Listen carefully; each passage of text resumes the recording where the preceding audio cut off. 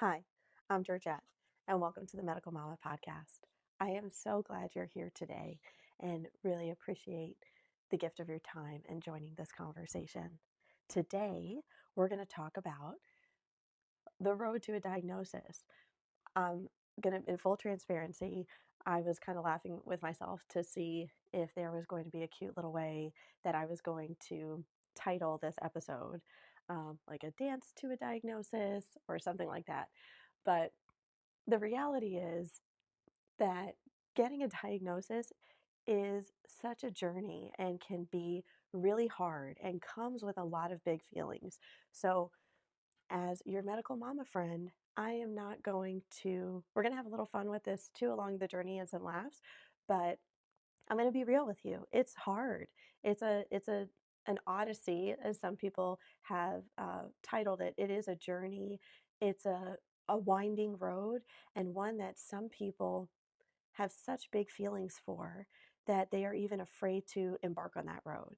And so today we're going to talk about my road as a medical mama with both boys, the journey to getting a diagnosis for both of them, and how those paths unfolded because they were both different and similar in some ways.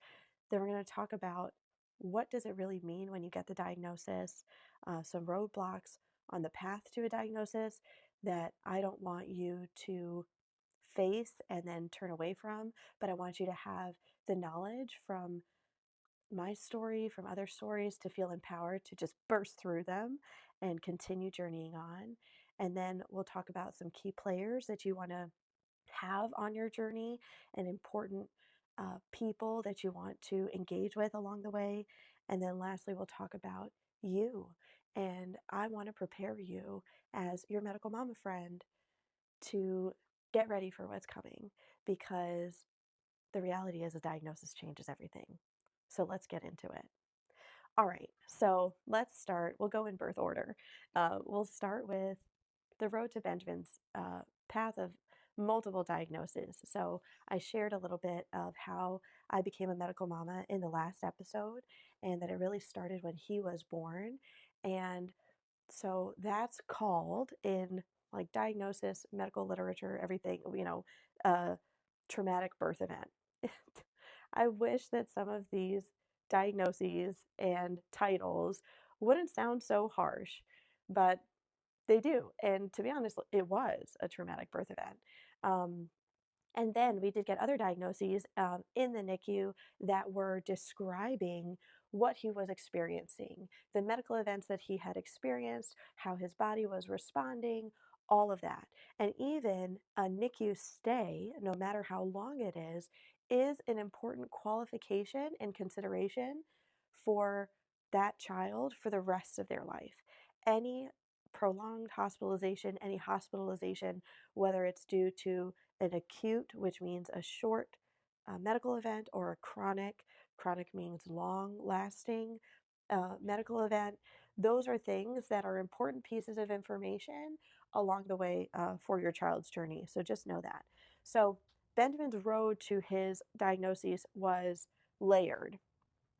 Because of the traumatic birth event in when he was born, when we as parents and as his family were observing as he was growing and letting time unfold, also with his medical team, watching and observing, is he going to hit certain milestones? How is he responding to certain things? We always looked at it through that lens of the traumatic birth event until we couldn't look at it through that lens anymore. And that and more questions started to be raised because, there would come a point where in a typical situation, a child, an individual who would have gone through what he went through would have started to be able to show more typical symptoms, more typical development, and we would have been able to move past the event in a way where the ripple effects of it weren't showing up so much in day-to-day life. And that didn't happen until he turned about 1 years old. Um, and so once he turned one, and then things weren't really progressing as we had thought they should be at this time. Like I said, there's a typical range for things. Then that led us to dig deeper, ask more questions. Uh, like I had mentioned in the first episode, feeding was a really big indicator for us because he wasn't really going for solid foods. I remember it was in the fall time and he was very trusting and obviously, with us, we were his parents. We keep him safe. We love him so much. And my mother-in-law has been so pivotal also in his raising and really like a bonus mom for him. And we went to go feed him a pumpkin muffin, not knowing that he had anaphylactic food allergies. Surprise! We found that out really quick.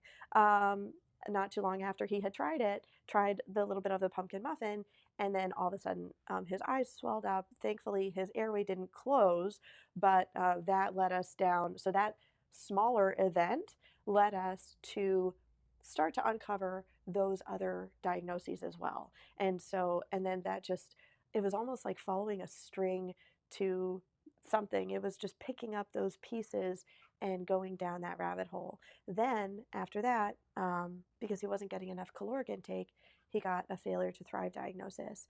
And I knew it was based on calories because, well, I didn't know, but my intuition just felt like it was purely calorically based because it was empowered by data. It was empowered by knowing that his blood work was good. He was getting all of the nourishment he needed, and that was really important too. So I knew that we needed to increase the caloric intake. Other fun fact that I'll share with you, I think that was helpful for the way that I approached discovering the diagnoses for our babies and also my husband, is that we both have uh, a healthcare background. My husband is a doctor of physical therapy, and then I am in health promotion and an exercise physiologist by training. And so I did want to be very methodical in the way that we discovered this. And you always have a baseline where you consider, okay, this is how the human body functions typically in the world, and then you follow what I'm going to use a big word and then I'll define it. You follow the anomalies. So you follow an anomaly is you follow the things that it's not typical, it's not normal. You follow the outliers in the situation, so that because they can give you more information. And I hope that that's helpful for you to consider when you are looking at your situation as well. So in that vein, so then we started to discover more things, and then we looked at the bone age. We got a bone age scan, and that was really the trigger for us to go even deeper and to do more. And because his bones were not at his chronological age. And so I remember in my first episode, I had shared how I had asked the neurologist, and the neurologist mentioned the genetic test. And I think this will be helpful for you too. So I remember speaking with the neurologist saying, because that happened to be the next medical professional that we had an appointment with. And I said, that just doesn't make sense. His bones are younger than he is. So you're telling me that the traumatic birth event slowed his bones down? Like, that just doesn't make sense to me. And that's where she agreed. I mean, just the basic things that I know about anatomy and physiology, like, these two are not connected. There's something else in the middle. And she said, you're right, it doesn't make any sense. So let's dig deeper. And then we got the whole exome sequencing for genetic testing, and we discovered that he has Coffin-Siris syndrome. I am so thankful that we found that out when we did. He was he was still relatively young when we found out, and I will share that the amount of people who have received that diagnosis of Coffin-Siris syndrome, and then also specifically Benjamin's mutation location, is actually the most common mutation location for Coffin-Siris syndrome. It's at the ARID1B location. And I can't tell you, ever since we've gotten our diagnosis in January 2021, how many people have been able to get the diagnosis as well. And I'll also share with you that, especially when it comes to genetic diagnoses, there are two ways that genetic mutations can happen. I'm not a medical doctor, but I'm just a medical mama. And I'm going to share with you these things because I want you to know them too, and not have it be the first time that you hear some of these terms, because it was the first time I had heard some of these terms, but you have a medical mama friend, so you get the inside scoop before you walk into the doctor's office. Anyway, so Benjamin's mutation is what we call de novo.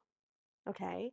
And so what does that mean? It means that his mutation happened spontaneously.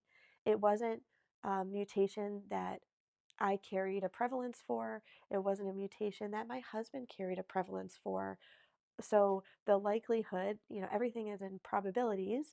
The likelihood of him developing that based on his inherited genes was low, and because we weren't carriers, but mutations do just spontaneously happen. And so his was de novo instead of inherited. uh, so and a lot of the kids that and adults that we've seen that have had this diagnosis presented to them are de novo. So just know that these mutations happen, and and then you can get a diagnosis. And I am going to say a little thing about how diagnoses really can empower you. And we'll talk more about that in a little bit. But don't be afraid. If you get a really hard diagnosis like that, I just really want to encourage you to not be afraid. So that was Benjamin's diagnoses layer. I mean, and obviously the biggest diagnosis was the genetic one, because that really informs and empowers all of the other diagnoses he has. He does have a list of diagnoses, and if you are like me and have a child that has like a laundry list of diagnoses, I'm going to give you a little medical mama hack, and I want to empower you to just write the list down, and I want you to read it and practice saying it out loud. It's going to be really hard to do that. It took me years to be able to fully say everything that he is diagnosed with without crying.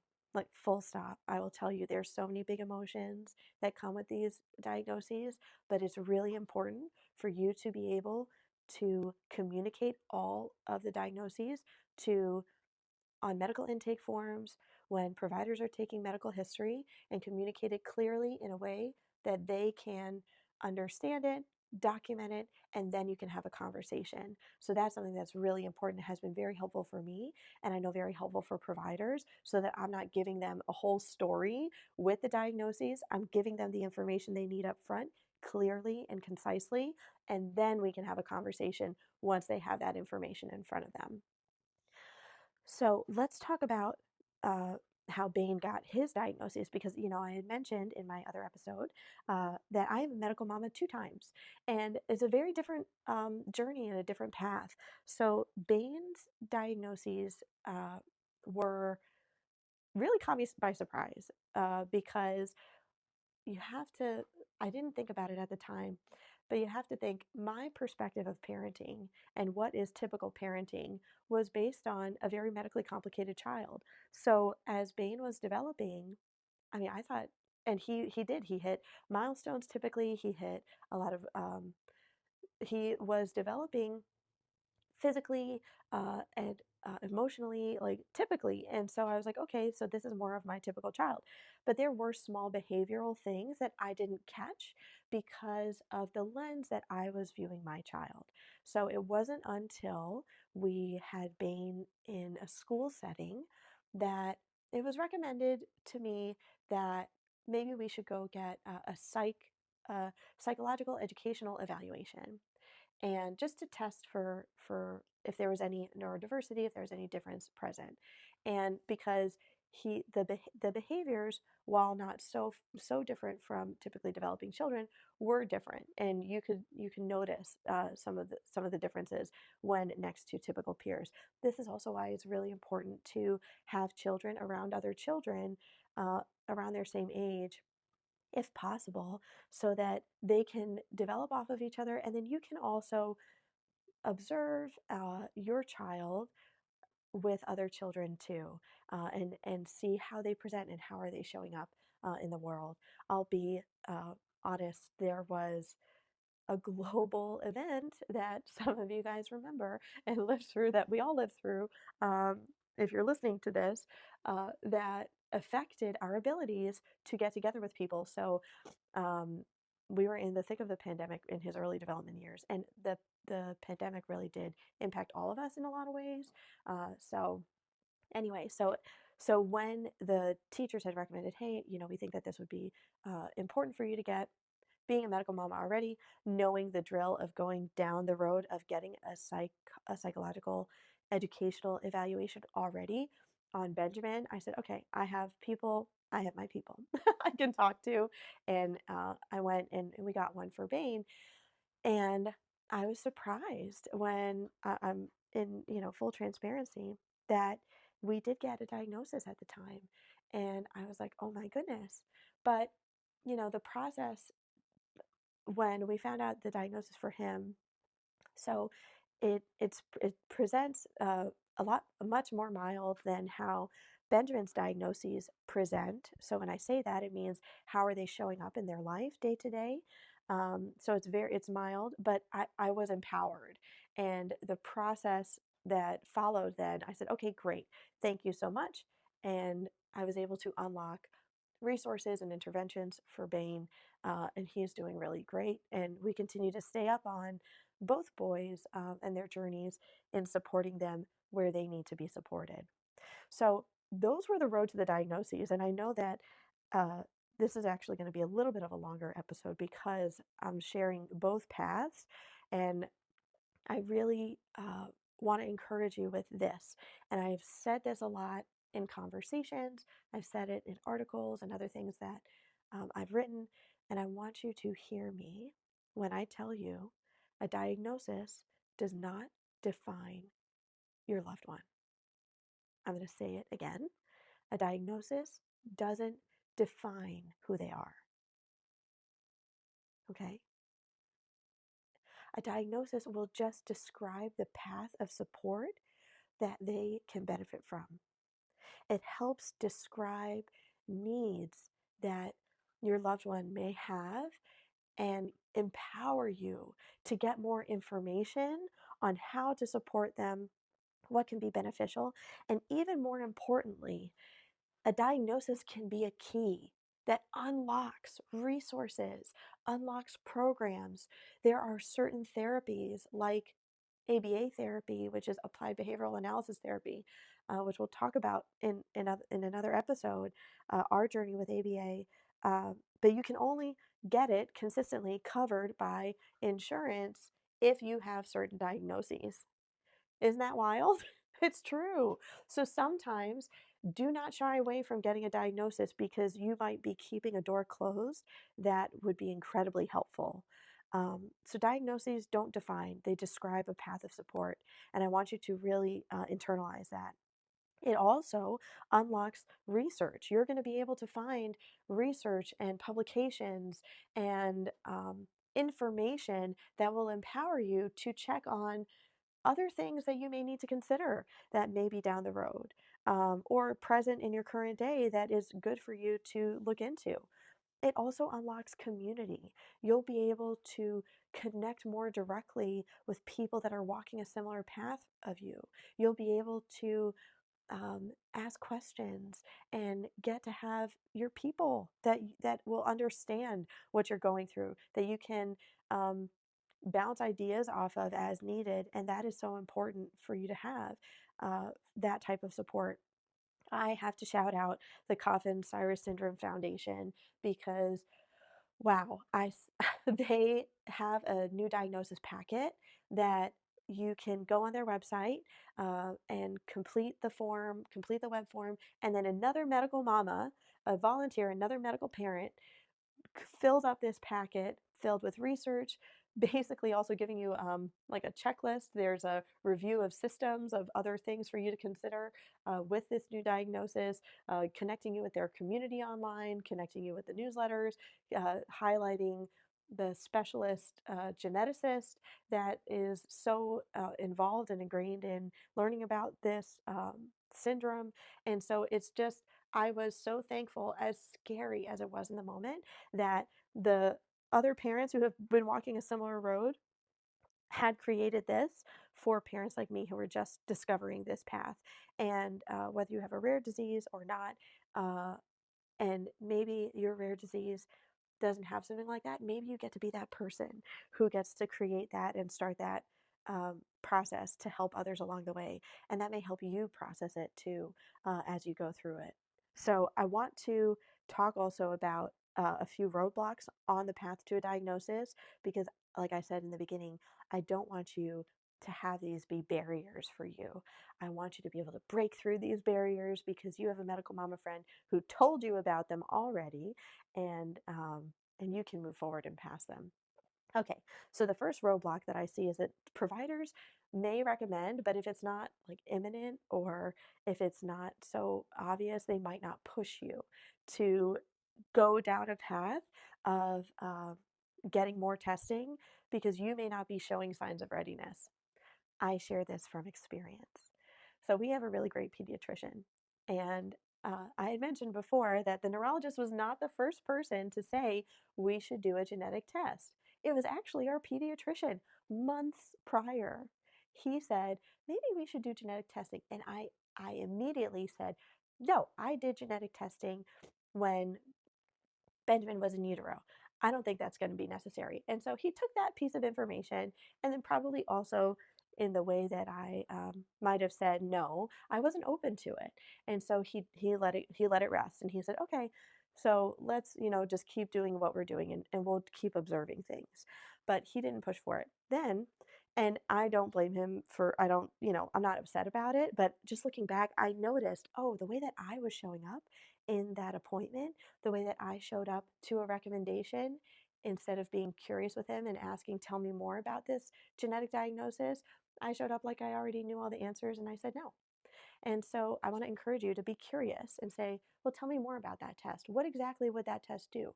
What's better about that test than maybe something that we've done before? So be mindful of that because maybe you'll be able to get a diagnosis sooner or go down a path sooner if you are also showing up to that appointment open and willing to get more information.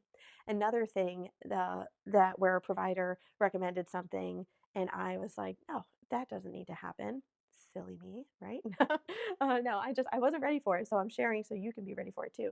Is Benjamin had an amazing occupational therapist who has since moved away, but she was so wonderful with him when he was younger. And she was his feeding therapist too. And she had mentioned, maybe we should maybe he should have behavioral therapy. And I was like, behavioral therapy? He doesn't have any problem behaviors. Again, my limited understanding of what behavioral therapy was and is, and how behavioral therapy supports development. So I shot it down and she said, okay, because it wasn't really, there weren't a lot of quote unquote problem behaviors presenting at the time. So don't, just be curious. Moral of the story, be curious, listen in when providers, therapists make recommendations. Be curious and ask more. Okay. I ended up actually remembering that conversation with her. And I was like, what is this behavioral therapy? And then I looked it up and I was like, oh, no, she's right. She was absolutely right. I needed to do this. And so we went down that road. And again, we'll do that in another episode. But yeah, be curious with your providers because if they're saying something, they have a wealth of knowledge and they have a different perspective. So be curious as to why they're saying that thing. Other roadblocks really come down to the parent and the loved ones not wanting to go down the road. There's stigma that comes with diagnoses. Diagnoses can be hard. The reality is that they do change everything. They they change perspectives. They change expectations, and that's a big thing. So the stigma of it, the I don't want my child to have a quote unquote label on them of it all. I really implore you, please, you can just keep the information to the people that are on a need to know basis only if you want. But it's going to help your child be the best version of themselves if you can help describe the path of support for them through a diagnosis. So please, I really want to implore you as a call to action, go down the road, go down the discovery. And especially if two, two conditions, two presentations of behavior, physical, emotional, or intellectual signs are present, you need to go down that path of discovery because early intervention is so important. Sometimes early intervention isn't possible, or early diagnosis isn't possible because the testing isn't there either.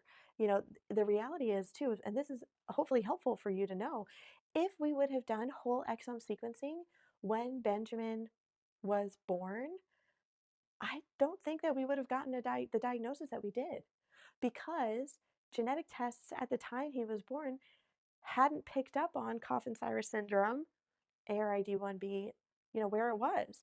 The diagnoses criteria for that syndrome actually came after he was born.